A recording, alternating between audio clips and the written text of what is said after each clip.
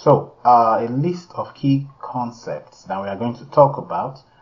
We are going to take it paragraph by paragraph, and for each of these things, we are going to see examples.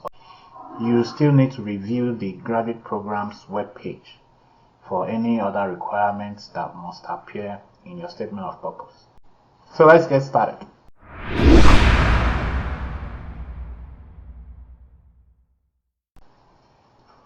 So paragraph 1, writing a captivating introduction. Now, I've talked to a lot of graduate admissions committee member during my stay at Oklahoma State as a graduate college ambassador, and this paragraph is usually the most important part of your statement of purpose, because right from the start they should be able to know what your goals are and why you need this particular PhD or master's position to attain that goal. So the key question here is, what is your purpose? And of course, you just don't want to write that out. You have to support it with certain things that we'll talk about in a minute. And when we are talking about purpose, everything you need to think about is, what are your interests? And most of the time that will be related to maybe research interests, and of course you join that with your career goals. Now, I've talked exclusively about how to write a solid purpose statement, which is just a statement. But as an example, for example, a particular student has this statement, this purpose statement, to make significant contributions to stem the prevalence of childhood obesity via high quality research, teaching, and outreach. Now, you will see in a minute how this student used this to write his paragraph 1. Your purpose is not just to become a professor. You have to attach something to that goal of being a professor. That's basically what I'm talking about here. Now, there are two approaches when it comes to writing paragraph 1. Of course, the most common approach is to, of course, you want to tell a personal story. What really compelled you to pursue this particular purpose?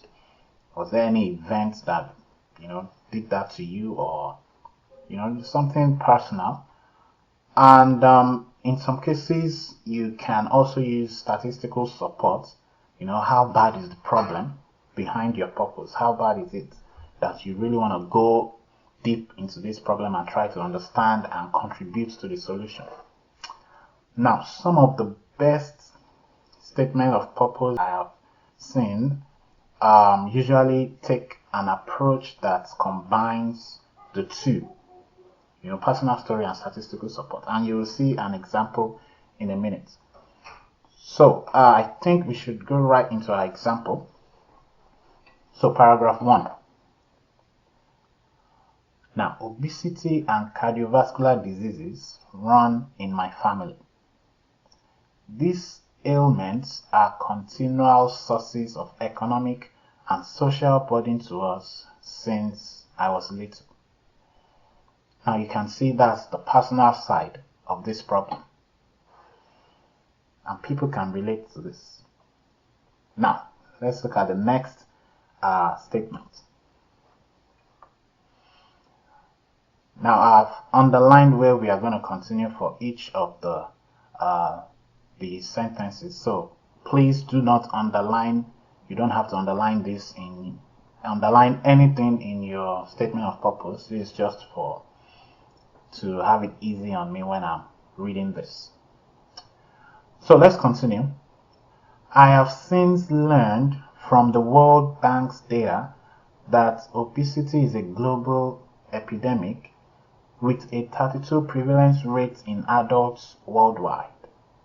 More troubling is the increasing incidence of childhood obesity, which is projected to be 25% prevalent in children by the year 2030. Now, you can see this student started with a personal issue, Then he used a well-known data from the World Bank to support how bad this problem is. So that's the statistical support. So how bad is this problem? So you have a personal side, and is it like commonplace? Is it something that is worth studying? Now let's see the next line. Now, since obesity is associated with several chronic diseases and an increased morbidity rate, childhood obesity will likely impact the global health of the future workforce, resulting in a significant economic burden if it goes unchecked. Now, he started with a personal story, statistical support. Then he told us what will happen if we don't do something about this. So that's the implication of the problem. So we really need to take this serious. So it's going to result in a significant economic burden in the future if we don't address it. So that's the implication of the problem. Now let's see. You can see if it goes unchecked. Therefore, my goal is to make significant contributions to stem the prevalence of childhood obesity via high quality research, teaching, and outreach. Now that right there is the reason for graduate studies. So because of this problem, I have made it my life goal to make significant contributions to STEM. We have to control childhood obesity, and I'm going to do it by contributing to high quality research, teaching, and outreach. So that is the purpose. So that needs to be clear right from the start. And the last statement here, so you've defined your purpose. Now to advance this goal, and further my professional training, I am applying to the doctoral program in the Department of Nutritional Sciences at the University of blah blah blah. So your challenge now is, how are you going to write your own paragraph 1? Are you going to use a personal story, statistical support, or both? Like I said, if you have both, that would be great.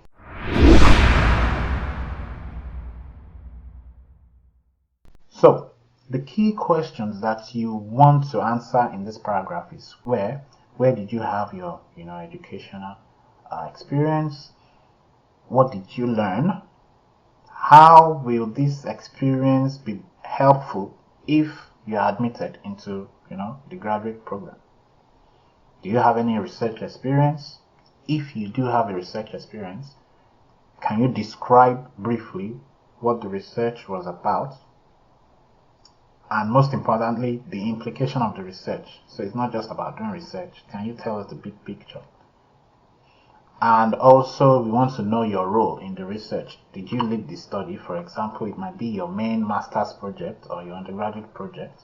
Or sometimes you might just be an intern in the lab. Let them know you were an intern, but you participated in doing so and so. So it's important to clear up your role. If you led the research, that's a very good thing that you should make clear in this paragraph. And we'll talk about an example in a minute. Now, I just quickly want to say, when you are talking about your research experience, most of the time when my mentees send me their statement of purpose, they just waste time talking a lot about their research. That's not the key here. In some programs, you'll be required to have like a research statement. You can discuss that at length in that particular document. But in some programs, you will not be asked to write like a whole research statement or a separate research statement. So if you are just going to talk about research in the statement of purpose, make it brief. And the way you can do that is just talk about the topic of the research, the main finding, okay, or findings. You don't have to talk about all the results. So what are the key findings? And the implication of the research. And like I said, we are going to look at an example right now. Yeah, before we go to the example, just some helpful tips right here. If you have a lot of research experience, I mean, you may maybe split this paragraph into two. So instead of having like 6 paragraphs total, I mean 5 paragraphs total in your statement of purpose, you have like 6. That's okay. But I would say you can still do a good job talking about both briefly, or just picking one experience and just talk about one. That's fine. They are still going to look at your CV and see all you have done. But you want to talk about one that excites you, or that is more related to the particular course you're applying to. Now again, keep your research discussions brief. That's very important. Don't bore your reader with lengthy discussion. And importantly, if you don't have any research experience and you know you will have to do research during your master's or PhD, you should show enthusiasm for that should be enthusiasm, pardon me, for the type of research you hope to do.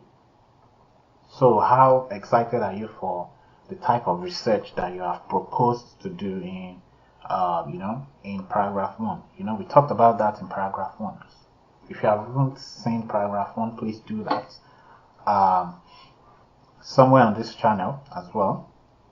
So lastly, if you are changing fields, so if you are going to be in a different field for your master's or PhD, try to give an explanation here in a sentence or two.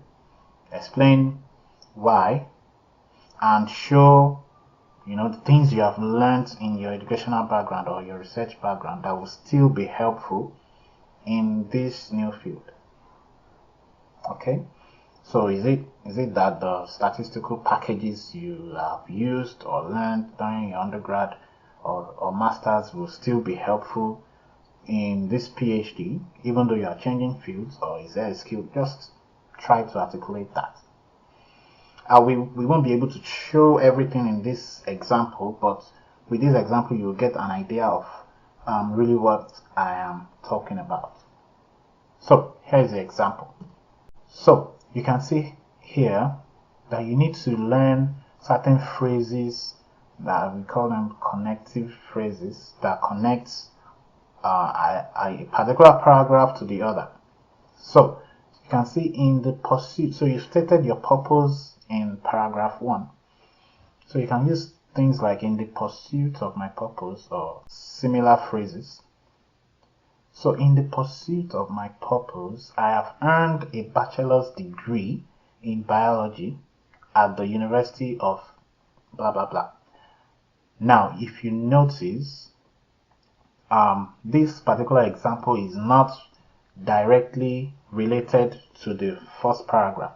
So these are from different samples of SOP. I decided not to use one sample because I don't want anyone in this particular field to just plagiarize and copy and paste everything. So, but the main concepts are still the same. But I want you to sit down and really write yours.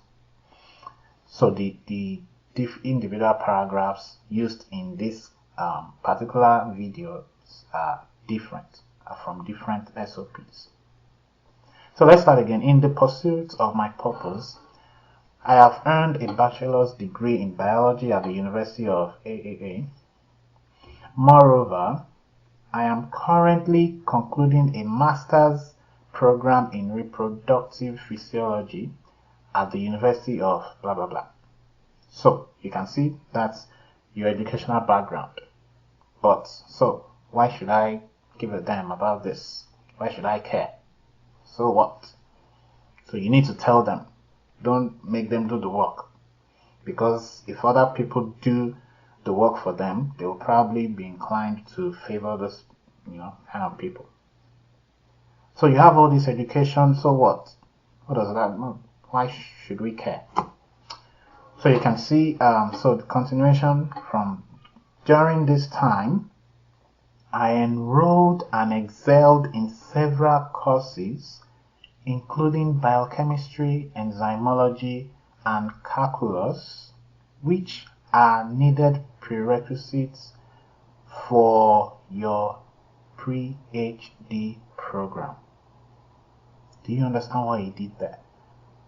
So he told them what, like a few courses he has done during the bachelor's or master's program, which are prerequisites, right, for this PhD. So you are telling them that I've done some research, and I know you needed these courses as prerequisites for this PhD. So that is brilliant right there. Now, furthermore, I have developed a significant research expertise in hypothesis formulation, data collection, and data analysis. So this is what you have gained from your research experience, which, is something, like I said, you have to give examples. When you are telling them you have done this, so how can you describe the fit for what you are applying for? So what did you learn? How does it fit? I don't want you to stress me. Just tell me how it fits with what you are looking for. Now let's continue. Now, this is evidence because you are talking about you have developed significant research expertise, right? This is evidence in my master's research where I played a lead role in a study that investigated the pro-fertility potential of the C. albinum fruits using a streptozotocin-induced rat model of diabetes. So you can see that he told them he has a significant research expertise, and he followed up with the example of my expertise. So I've done this research titled, he gave us a topic of the research and also talked about his role. So he played a lead role, he led this particular research. So it's probably a master's research. So that is how you link things together. And again, I just want to mention here, I know some of you, especially for international students, you may be very timid to when it comes to research. Of course, these people know that you are not experts yet, but you should be able to articulate the little that you have done very well. You should be proud of what you have done. So you can see he said he has developed a significant, so using those kind of adjectives, quality, you have a quality experience, significant experience, even though it might not mean much to them, but at least you are proud of what you have done. So don't just belittle yourself or your experience. Show them you are proud of it. Alright, let's continue. So remember he told them the role and the topic of the research, right? Now, the results showed that the fruit peel, and not the pulp, improved male reproductive dysfunction induced by diabetes through alterations in the levels of reproductive hormones and activities of steroidogenic enzymes in the testes. So he just gave them like a summary of the results in one sentence. So you don't need to start talking about, especially for biomedical people, you don't need to start talking about these individual genes, blah blah blah. Just give us the main point, main findings. Okay, key findings. Like I said, key findings. And research is not the only thing they care about in graduate studies, so you don't want to waste time on that. Now let's continue. So you've talked about the results, right? The results showed blah blah blah blah blah blah. Now, if replicated in humans, now this is the implication of the results. So if replicated in humans, this may be a vital support to improve male reproductive infertility commonly observed in type 1 diabetic adults. So you are telling them that you understand the usefulness of this research. So the big picture, because you are not just doing research for the sake of it. So tell us the implication, like the overall goal of this research. So even though you won't be conducting this particular research in humans, you understand where this research can end up in, what this particular research can result to in future if pursued further. Now, of course, if you have published, you can add that to it, that this study is currently under, or this study have been published or whatever. But in his case, this study is currently under peer review with the International Journal of Reproductive Toxicology. So just if you have published, of course, you can say you've published this research in so and so journal. You can think about what is important to present, to sell, to market to the admissions committee. So if you are ready to write your own paragraph 2, sit down, reflect, draft, arrange, and perfect it.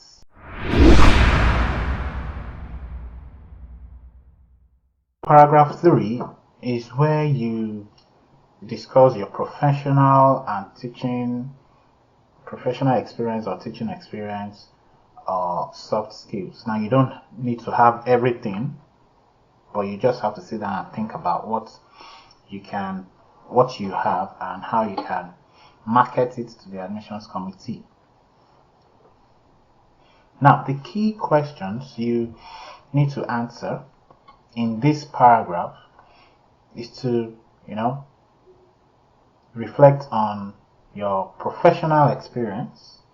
So do you have any related professional experience? Do you have any instructional experience or teaching experience? That's what I mean by that. And have you done any presentations, even if it's locally in your university or your state or your country, or if it's an international conference, great. And even outside of presentations, have you had any public speaking experience that maybe might not be academic in nature, but still an experience? So reflect on those, and what soft skills do you have, or what activities have you, been part of that are related? Remember, we are talking about related skills now to graduate studies. And when we talk about soft skills, I think some of the soft skills that are important for graduate studies include leadership skills. If you have been a leader in any organization, talk about that. I've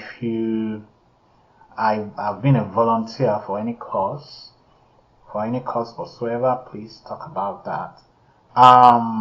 Teamwork, if you have been in a collaborative environment before, of course, talk about that. Are you flexible? That's very important in grad school. And also, can you adapt to new environments?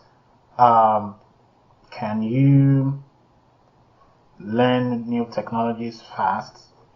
And when you are talking about these things, it's very important that you follow them up immediately with examples of these skills or achievements of you conducting or being part of any of these activities or having these skills. So like I said, keywords, related skills, and also give examples. And you would see, I think the next page is where we'll talk about an example for paragraph 3. Now again, this particular example is not related to the first two, to the last two examples that I've given in paragraph 1 and paragraph 2. So this is from an entirely different student. And my reason, just like I said in paragraph 2, is because I don't want anyone to plagiarize this, so that you don't just copy and paste and submit to a particular program. For example, if I just talk about maybe someone applying to nutritional science only all through this course, then there is a potential to plagiarize. So, just see this paragraph just for what it is. It's just an example. But it's from a real example from one of my successful mentees. So let's talk about an example for paragraph 3. In addition to my research training, remember in paragraph 2 we talked about research, right? That was what we talked about in paragraph 2. We talked about your research experience. We ended that paragraph with your research experience and accomplishment when it comes to research. So that's why this is the connective phrase for paragraph 2 and 3 here. In addition to my research training, I have a quality, not just any experience. I have a quality. Like I said, be proud of whatever you've done by using this kind of adjectives. I have a quality instructional experience or teaching experience. I have a quality instructional experience as reflected during my compulsory one-year National Youth Service, where I served as the chemistry instructor for about 150 high school students. Again, as a reminder, you have this particular experience and you followed it up with, the specifics, like the example of how, in other words, how can you, the justification for this experience. Okay, so you served as a chemistry instructor for about 150 high school students. During this time, I took pleasure in teaching, grading, and mentoring students as they prepared for their final high school exam. So this particular candidate described the activity, he partook in during this teaching experience. So teaching, grading, and mentoring students. Now this is very important right here. So you've talked about your experience. Remember, I used to say you now have to describe the fit, right? How will this be helpful for this particular new university that you are applying to? So see what he did here. And hence, I will relish the opportunity to be involved in undergraduate teaching and research mentoring at some point during my PhD at your university. So he understands that, PhD students, if you have been watching my videos, you know that most of the time PhD students are often required to do some teaching, undergraduate teaching. So by showing this interest, it shows that this particular individual is really interested in doing some teaching at some point. So he is probably, a good fit for our university. It's not someone that would be begging to, be a teacher or something. So you enjoy teaching. Teaching is very important for graduate studies, especially for PhD students at some point. So again, describe your teaching experience if you have any. Teaching is very important. And again, tell us how it fits with the goals of that particular university or the department. Let's continue. Moreover, I have the ability to work in a collaborative environment as shown in my 2 publications where I played a key supportive role as a co-author. So this is another skill, right? You can work in a team. So you can work in a collaborative environment. And he followed it up with an example of what he has done collaboratively in the past. Evidence. So again, your own evidence might not be publications, but can you give examples? Can you justify that statement that you have a collaborative spirit? Now let's continue. I have a significant writing and presentation experience as shown in my publications and conference abstract to the 26th Annual Conference of the Biotechnology Society of Nigeria. Now you can see he has a significant presentation experience. As shown by, you give an example of the conference he attended. So those examples are very important. Therefore, I am particularly excited about potential public speaking opportunities that will be available during my PhD. So you can see what he did there again, describing the fit with graduate school opportunities. So you can't do anything without doing some sort of presentation. So by saying this, you are telling them that, man, I'm ready for anything related to presentations. I'm down for it. Okay? And you give examples of what you have done in the past related to that. Now, if you don't have any of this experience, of course, you should still talk about how excited you are for public speaking opportunities during your PhD. So skills, examples, and the fit. Now, if you have less skills, like I said here, give more examples of the few skills that you have. Give more examples of the achievements from these few skills that you have. So instead of just giving one examples like I did here, like this particular student did, you can give like 2 just to make it a little bit lengthy. So I think we stopped at the excited for potential public speaking opportunities that will be available during my PhD. Additionally, I had some leadership experience during my master's degree as I served as the secretary of the Graduate Students Association for the university.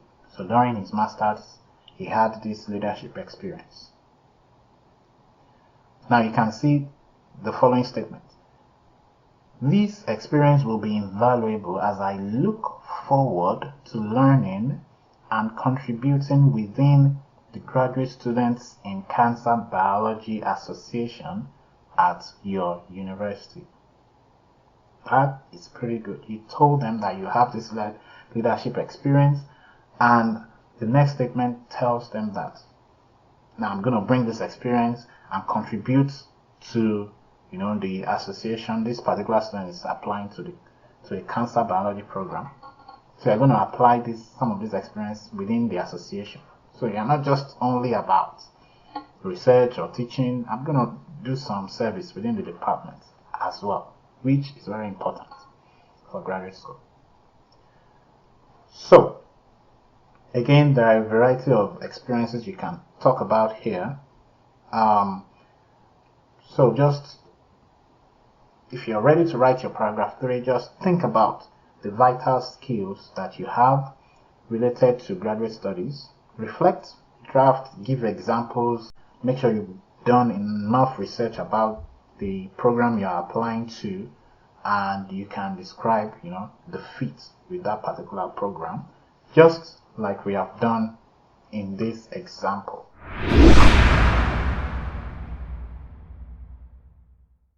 So, talking about paragraph 4, the main point you want to address here is, why are you applying to this university or this specific department?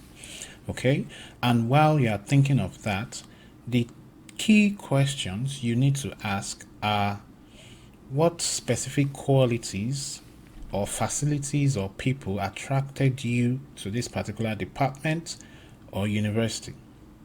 In other words, what research have you done about this particular institution? What do you know about them?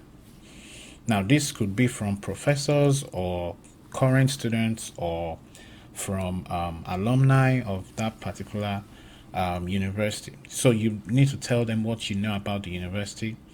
Now, I always advise that you at least try to send out an email to professors in the department, 1 or 2 professors that match your specific research interests, and I've explained that in a video on this channel about how to email professors. So you might want to search for that on this channel.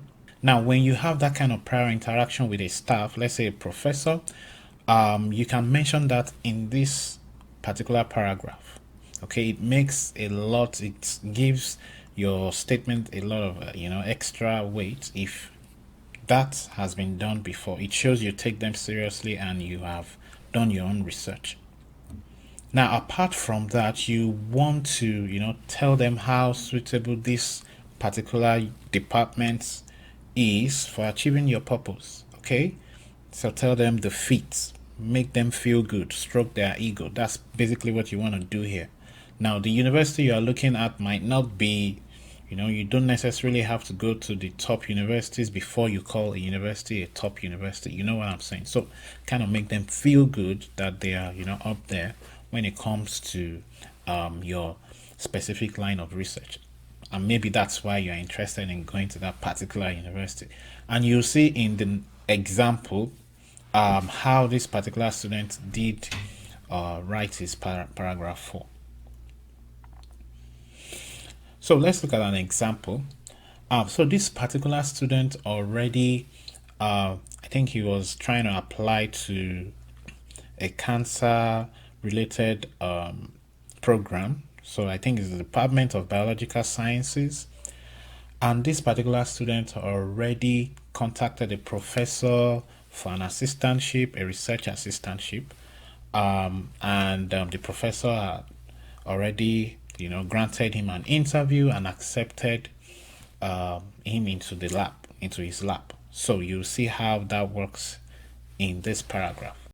Now, to achieve my goals, I am cognizant of the need to be trained in a scholarly setting that fosters experiential learning. Now, this is all about experiential learning means active learning, hands-on learning. Indeed, blah blah blah university is a multicultural and regional educational hub that provides an active learning environment with top-class laboratory facilities. So you're telling them that I already did this research and I know you have active learning environments with top-class facilities, right? So I removed the name of the university. So let's continue.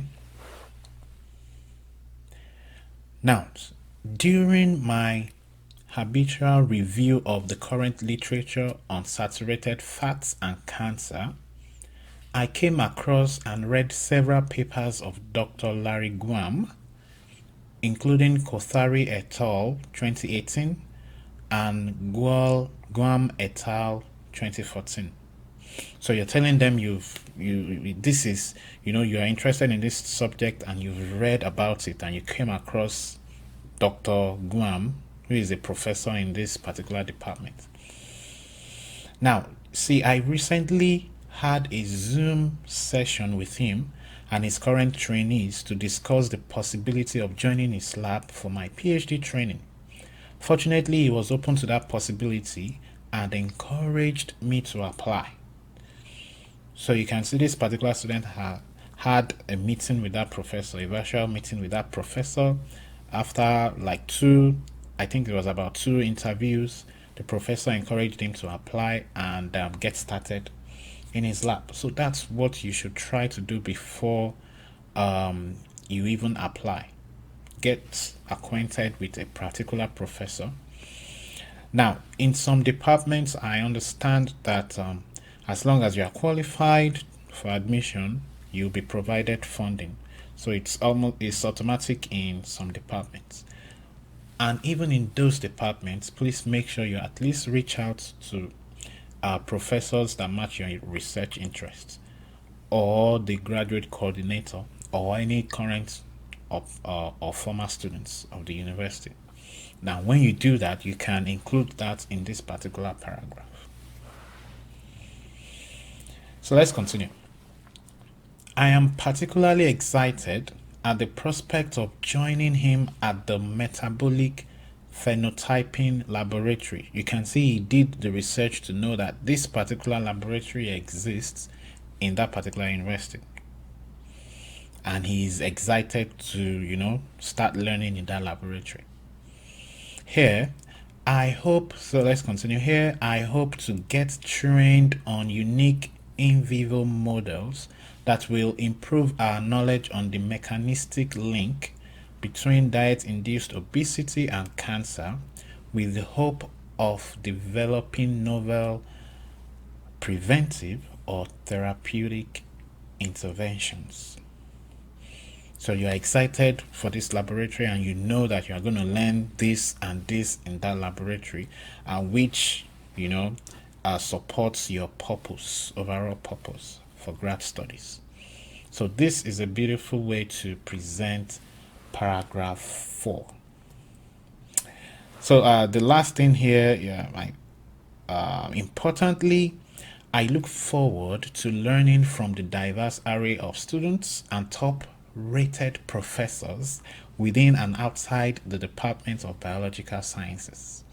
So you can see that he's looking forward to a lot of good stuff, and he said top-rated professors, right? And now, of course, all universities will want to know that they have top-rated professors.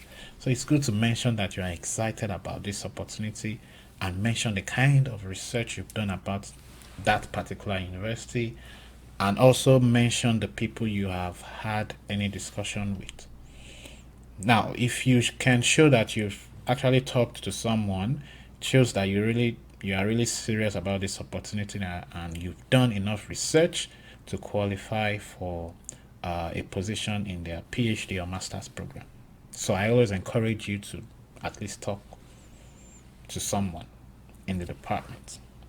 So that's an example of there are various ways you can, of course, make a department feel good, but this is just an example of how one of my mentees have successfully done this in the past.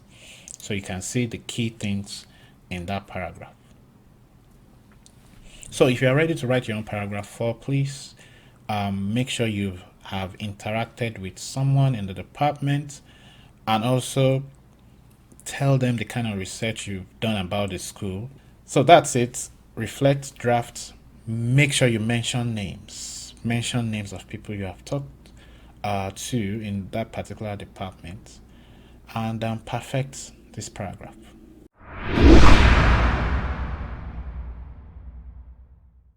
So paragraph 5 should be your concluding paragraph, and this particular paragraph is important because it should remind the reader of the overall point of this particular statement. Okay, so in other words, you want to tell them what you have already told them in the previous paragraphs, although very concisely. You have to do it in a concise manner.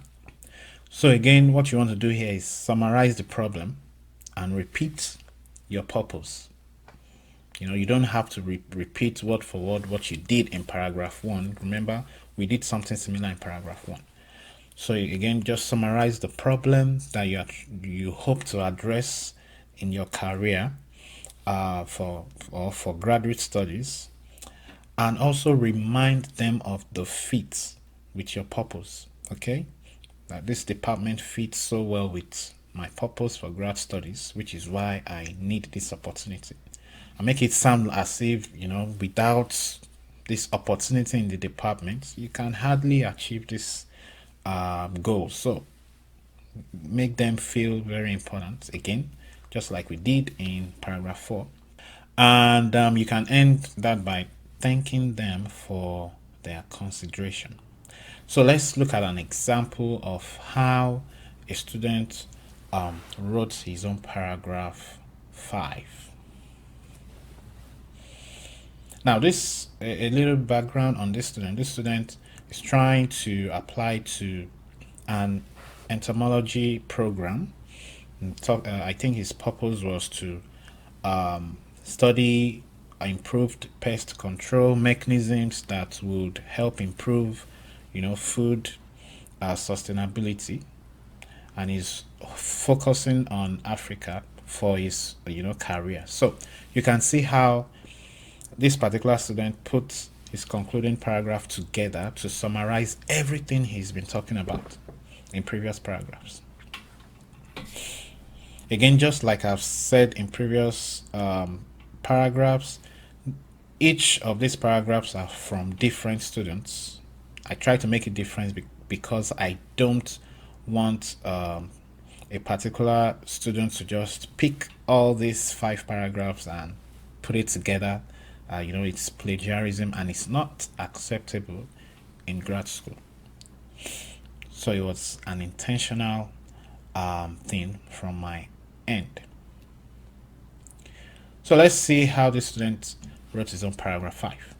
In conclusion, food sustainability is severely threatened by the dearth of cost-effective pest control agents that are equally harmless to humans. So that's the problem, Food sustainability is threatened by the lack of, effective pest control agents that are equally harmless to humans. That's the problem. Thus, there is a need for unrelenting and coordinated efforts in entomology research that targets the improvement of current pest control agents, specifically in the developing countries. So because of this problem, there is a need to do this. If you have been following us on this video series, you understand that we did something similar in paragraph 1, where we talked about the problem and the implication, what we have to do to address the problem, which is what this particular student did again in this paragraph. So let's continue. It will therefore be a great opportunity for me to be nurtured in such a reputable research environment as the Systematic Entomology Laboratory at the University of YYY. Okay? As this will allow me to contribute significantly to refining current sustainable food systems, especially in sub-Saharan Africa. Now you can see what he did here. He told them about, it's going to be a very important opportunity for me to, have a research in this particular laboratory at the University of so, because of this goal, because this is his purpose. He wants to contribute significantly to refining current sustainable food systems. So you can see how he tried to put the need, the fit, and the problem and his purpose together. So you can try this for your own statement of purpose. So I think this is the last sentence here. You can see, I am confident, he's very confident. I am confident that my collective experience has sufficiently prepared me for this next step in my scholastic journey. So he told them, again, he reminded them that he has enough experience or qualifications to be successful in this next step. So hence, I look forward to the consideration of my application. Thank you. So if you understand the arrangement of this, you can put yours together in a manner similar to this.